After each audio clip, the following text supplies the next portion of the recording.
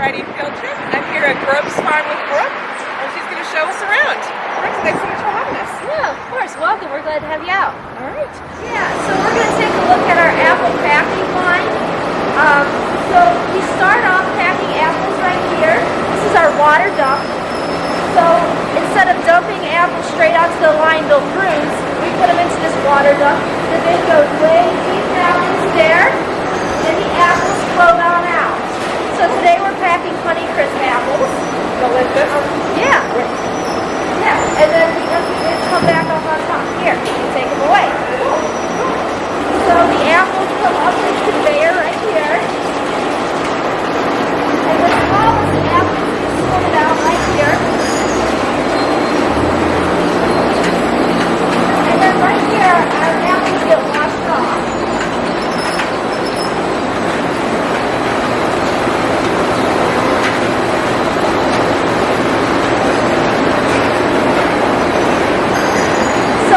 Wash off our apples. It takes their natural wax coating off that they grow with, and if we don't replace that wax coating, the apples will actually rot very quickly. So we replace it with a natural wax coating from a carnauba tree. Over here the apples all get waxed, so you can see they're nice and shiny right now. And then this machine right here is a big dryer, and it dries the wax onto the apple. And how many apples do you pack a day? It depends on the daily orders. We pack for our orders, so we work with a bunch of apple farms in the state of Ohio to fill orders together because we're all a bunch of small farmers, but if we work together we can fill big orders. That's very cool. Yeah. So you can see the apples going through right there. It's dry. So right here, all of the apples with blemishes and marks and bruises get picked out. And these all get made into apple cider. There's no waste here. This thing right there is a visual sorter. So what it does is it sorts our apples based on size and color.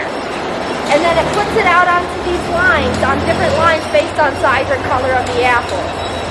That's really cool. Yeah. It's got a little camera in it that you can see. It looks at the color of the apple, and then it weighs the apple to determine the size. That is amazing. Yeah.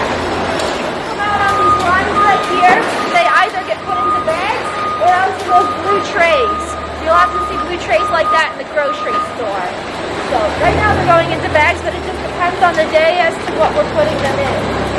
Our apples are getting sorted into 5-pound bags. Yeah. And then they're getting a little lock on them and put into boxes to go to grocery stores. These are going to viewers. Awesome. Yeah. So, these are an older style of tree right here. And typically when you think of an apple orchard, this is what you think of. A big tree with lots of big apples on it. These are some of our oldest trees here. They're about 30 years old. Wow. What we're going to look at next, though, is how we plant trees in modern times. It's actually a lot more sustainable. We're able to grow a lot more acres on a lot more apples on a lot less acres. Yeah. How many different kinds do you have? You know, about any variety you can think of. We've got all of the standard varieties: Golden Delicious, Red Delicious, Jonathan's, Galas, Cortlands, and then we have a few weird ones. You know, we've got a new variety called Evercrisp. It's a cross between a Honeycrisp and a Fuji. It's my favorite. Cool. We also have Rosalie's, very similar. And then we grow Melrose, which is the state of Ohio apple. Neat. Yeah. Cool. We're standing in front of now. Okay, so now we're in a block of Evercrisp apples, like I just mentioned earlier, the cross between the Honeycrisp and Fuji. They ripen at the end of October. So this is how we plant apples now. So we plant them a lot closer together, and they grow on this trellising system. It helps hold them up. Apple trees, you know, they don't like to stand up on their own. So we grow them a lot more dense like this, and we're able to harvest a lot more apples off of 1 acre of land. And with that, it includes a lot less inputs, a lot less fuel to drive through here, and all around a lot more sustainable. Awesome. That's Yeah. very cool. Yeah. little bit like how big you guys are in terms of just like size? Sure. Just because I'm just seriously was just like ridiculously blown away by the size of this place when I was actually looking at it, and especially back here now. Yeah. We were on a bus for several minutes. So how many acres are you, more or less? Yeah, so we grow about 100 acres of apples between here, and then we have one other location over on Oberlin Road. So that came from my grandmother-in-law's family. Awesome. So yeah. Cool.